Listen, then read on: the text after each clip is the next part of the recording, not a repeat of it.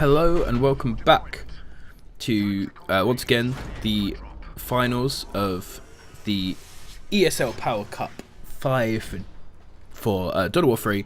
This is LaFaf versus Jin. This is the second game. Both players still playing the Marines. We have Jin down here in the bottom left. This time taking Diomedes out of his lineup, going for a really early game setup with the Librarian Diomedes and the kill team. On the other side, in the blue, we have LaFaf, who is actually going for a sort of earlier game lineup as well, but he in fact has swapped out the Librarian for kill team. See if we have similar starts. We have a tactical squad coming down from Jin this time, and he's going straight into Doctrine Chapel. This is interesting. This is a very different style from what he was doing before, whereas LaFaf is going for the same triple tactical squad that he was going for before.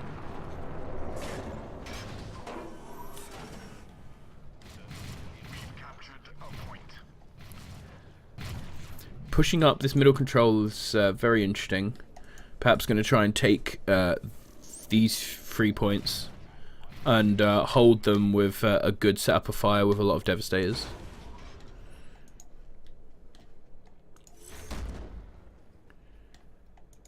You can see each player rolling around to try and set up these points. I want to mention though, as much as I like the red and blue here, I don't like this shiny paint scheme. This is how we do it. This looks good. This red looks good. The blue, not a fan of it. I like the more matte colours.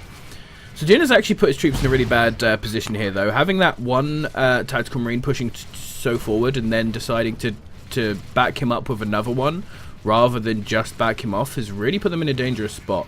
This one, he is actually going to send this one out here and run one the other way. That's a nice little move there to get them out, and he might actually manage to get them both out, which will be quite an impressive little move, along with taking on one of these points.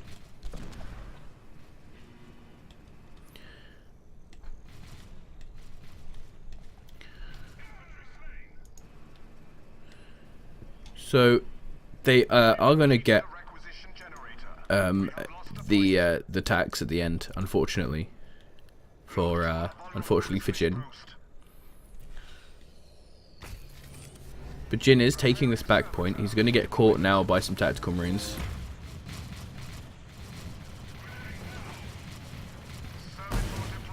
Grenade not going to hit really at all.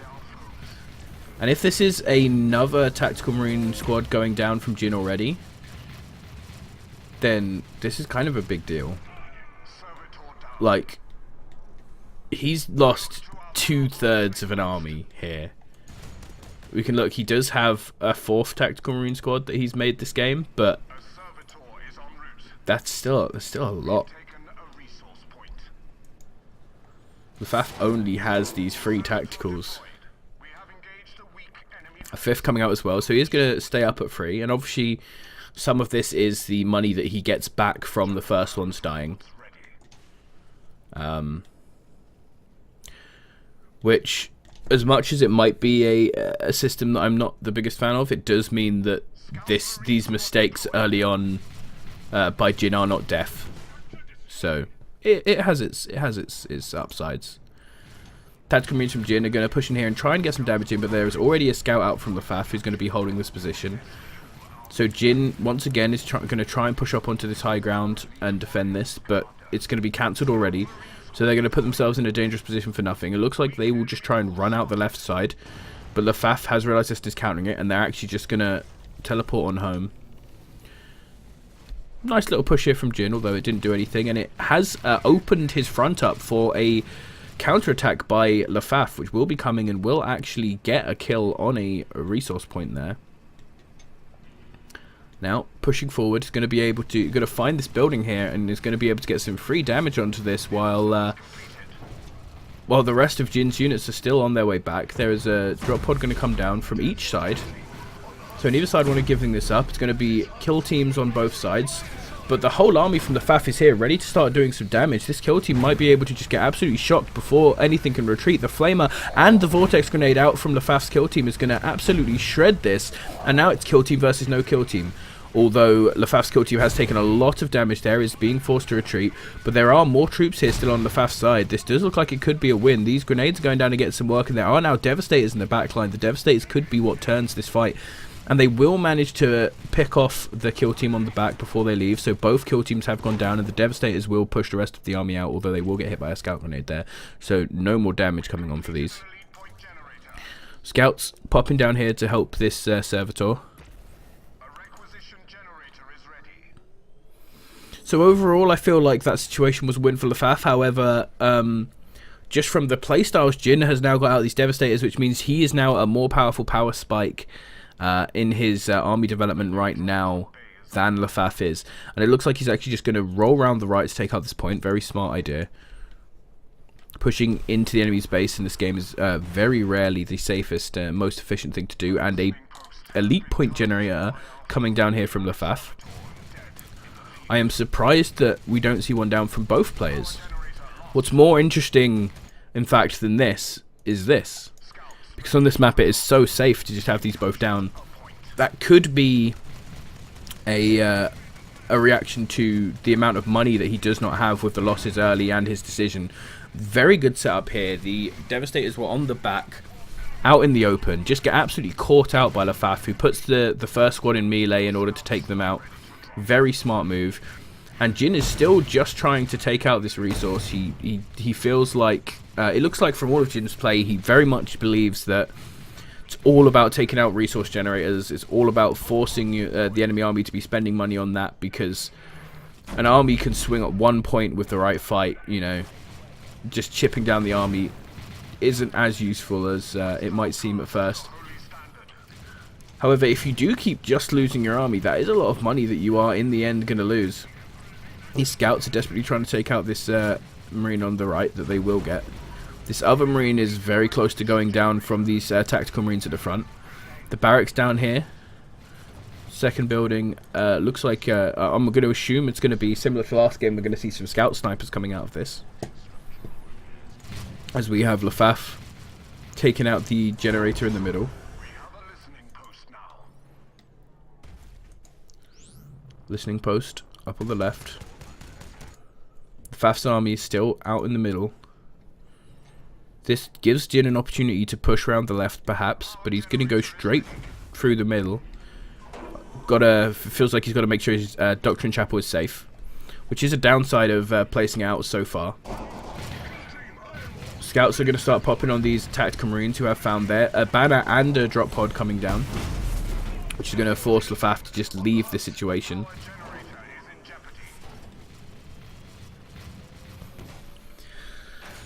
And we really need to see now what he's going to do. He is getting some infantry upgrades coming in here. But we really need to see him pushing into something new, I think, because Jin's army is just becoming more and more powerful with these strong backline, whereas LaFaf just has this sort of blob. Now, the scouts can give you a big advantage by constantly hitting those stuns. And he is going to catch out a Devastator here, and perhaps a squad of scouts as well, although that one squad of scouts is going to get a huge stun grenade off, because LaFaf has been clumping his army a lot. So he's just going to get one scout sniper out of that, where he could have got more. If he'd been paying attention, he would have seen that his scouts were unstealthed. Jin is going to stay down here and try and finish off these generators, but LaFaf is coming down to hit this. And there are a lot of scouts here with a lot of grenades. One of those is going to miss pretty horribly, but the other one's going to hit quite well. You've got Diomedes coming here to get the setup, a really good vortex grenade in the front. This might be getting caught out just a little bit too much for Jin. One tactical squad does go down. One tactical squad very low on the back line. And it looks like he will just about escape. Unless he's turned around accidentally. Oh, but now this could be another catch. He is trying to throw them out, but if they could get hit by a stun grenade... Oh, yes, they're going to get taken enough damage that they aren't sent back. Stun grenade is going to go out. Just two tactical squads getting really hit. Good stun grenade there to keep him just outside of the shield generator's range so he can take it. The other squad is running behind the building.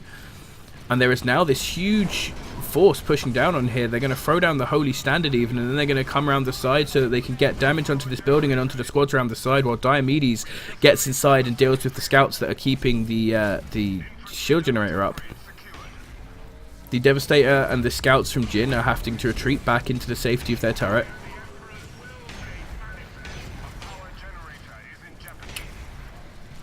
Diomedes versus Diomedes inside the shield generator. It's really holding this off. But everything outside of the shield generator is going LaFaf's way entirely.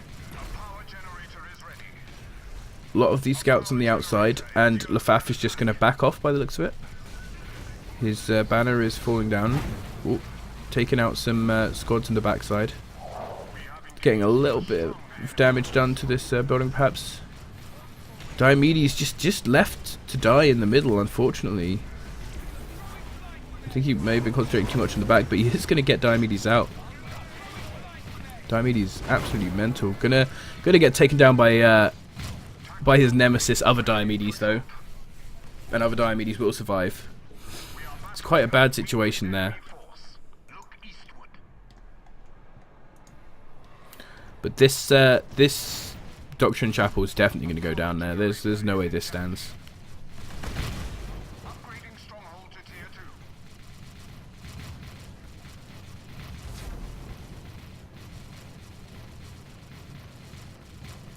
So army spreading nicely here. Making sure tacticals are on the front, so they will be the ones who get shot first. Small scout skirmish going down on the other side. Jin is sending some more scouts over there. But actually, so is LaFaf. LaFaf is moving over here. Jin having a nice spread of servitors to keep vision, so he'll know that there are other troops that can come down here. The scouts are going to focus down the generator. Once again. Going for the economic damage over any sort of fight. But LaFaf is actually wrapping around him here, which is going to be really potent if he can catch some troops here. But LaFaf has realised and is running the right way. LaFaf needs to come down towards this point in order to catch them off. He's almost put himself behind them now. And the recall is going to be successful.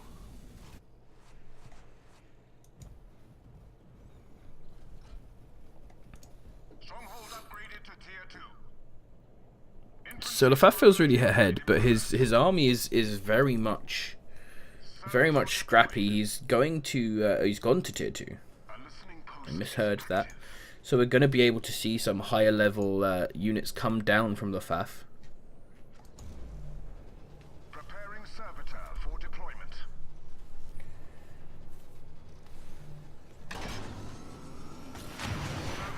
Requisition generator is ready.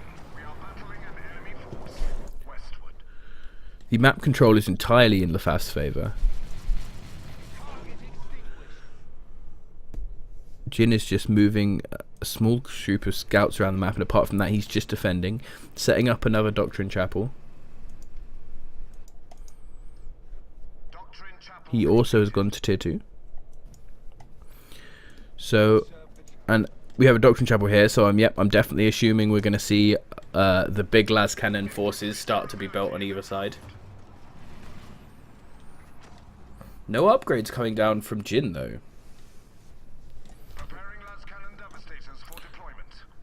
Infantry upgrades are very expensive in this game because of how much requisition you get compared to energy. Big blind grenades going to be hitting on the back, but this army was in a really bad spot. It tried to set up, but it was in the choke anyway. And the Death Storm now going to come down and do a lot of damage to this army as it retreats. Big vortex grenade to keep them in range of the Death Storm and the flamethrower a little bit longer. A load of scouts just getting absolutely annihilated there. Your prayers are answered. Scout squad en route. But LaFaf's army can hopefully get back here and get a little bit of health here.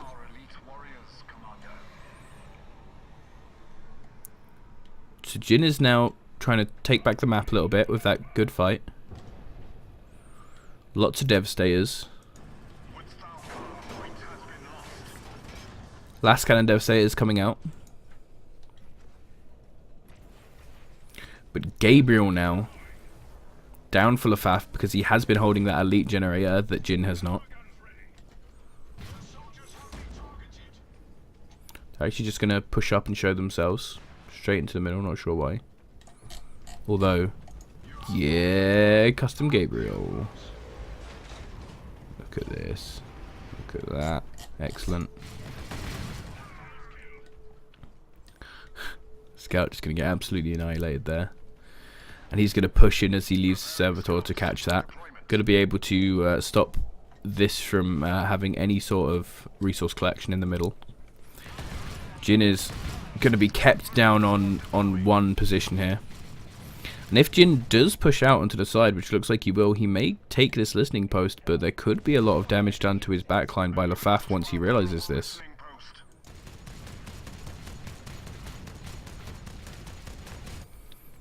He's going... Oh, no, he's going straight in. It looks like he is now pushing straight in towards the shield generator. And he might be able to take it out now because Jin's army is entirely out of position taking out this one listening post. This is going to go down. Oh, you man, the librarian is coming down. Just trying to get some work done. There are a lot of devastators on the back who are going to try and be the ones to hold this. But the flamethrower going down, Diomedes, the flamethrower, and your boy Gabriel are all doing damage to everything inside the shield. And now that there's nothing in there, the shield is prime target. He can pull out his melee units, drop some scouts in the back who are going to soak up a load of fire, but then unfortunately die. Stun grenade going to stop anyone from getting into the shield generator, so the shield generator can go down. Diomedes and Gabriel now have a target on the side in the form of this KT, which will go down immediately. Immediately, there we go. LaFaf has now pushed up, and Diomedes is going to go down as well.